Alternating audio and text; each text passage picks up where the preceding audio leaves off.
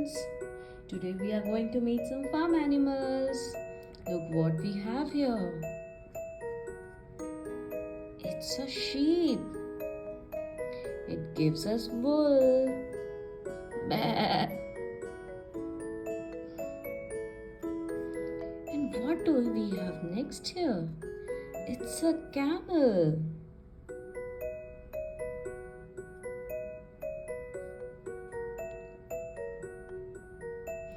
And what do we have next with us?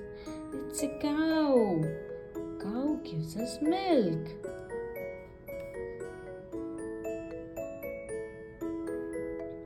And what do we have here? Who is this? Which animal is this one? It's a horse. Neigh.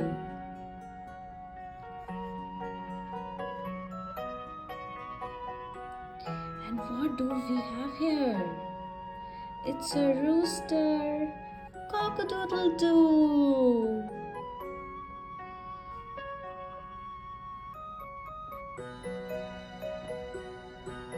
And what do we have here?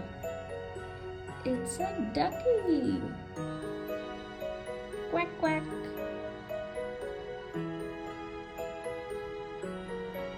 So these are our farm animals.